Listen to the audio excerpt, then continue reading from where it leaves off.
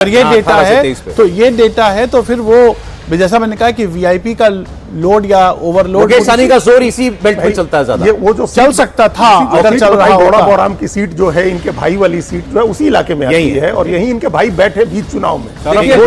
मिथिला जो है ना, नहीं सुनिए, मिथिला को आप दूसरे नहीं सुनिए, मिथिला जो है, सर एक सेकंड, मिथिला जो है भारत की सभ्यता, संस्कृति, अध्यात्म और धर्म के भारत का एक प्रमुख केंद्र है।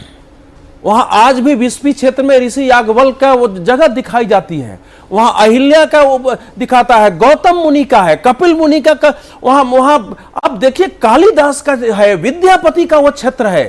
आप शंकराचार्य जो है मंडन मिश्र से शास्त्रार्थ करने गए, आप क्या उस क्षेत्र को केवल जाति के आधार पर गिनते हैं? तो फिर तो हिंदुत्व पूरा असफल है। नेपाल के जनक, उन्होंने कह तो दिया जाति और धर्म दोनों। नहीं, नेपाल से लगा हुआ जो राजा जनक के दूसरे भाई थे, उनका राज उसी क्षेत्र में था जो जनक का और याज्ञवल्क्य का संवाद आता है। माता जानकी का मंदिर बन रहा है, माता जानकी का मंदिर बन रहा है, उसका भी प्रभाव है। उस क्षेत्र के जो एक सामूहिक मनोविज्ञान परिवर्तित हुआ है पिछले 10 सालों में, उसको निकाल करके आप केवल ये कहेंगे कि ये जाति है, गिन लो। नहीं, मैं आपको अपना प्रयास बता देता हूं क्या, इसलिए मैंने आपसे वो पूछा था कि पिछली बार इस रीजन में कितना कैसा परफॉर्म किया। हमें तो ये पता लगाना है ना कि पिछली बार की तुलना में इस बार कहां हवा जा रही है, तो लगभग वैसा ही है जैसा लास्ट। दर्शकों की दृष्टि से देखिए, क्षेत्रों के आप देखिए, बिहार को एक दूसरे रूप में देखिए।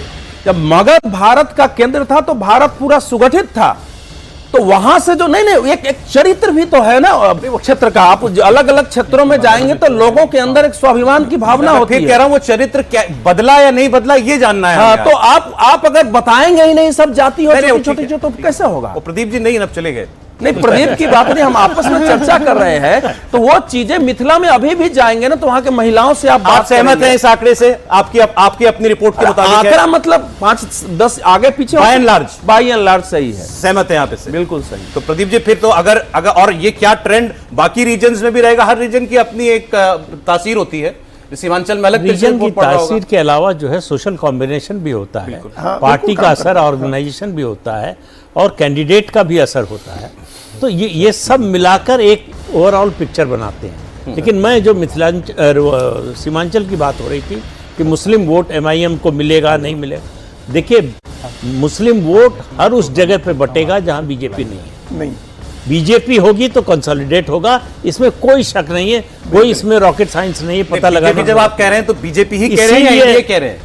नहीं, बीजेपी कह रहे हैं। अच्छा, नीतीश कुमार के नाम पर थोड़ा मुसलमान जो है आरजेडी जितना नहीं कभी आएगा, लेकिन थोड़ा बहुत आता है। हॉस्टाइल नहीं रहता है, हॉस्टाइल नहीं रहता है कि इनको हराना है। बीजेपी के मामले में होता है कि इनको हराना है किसी भी।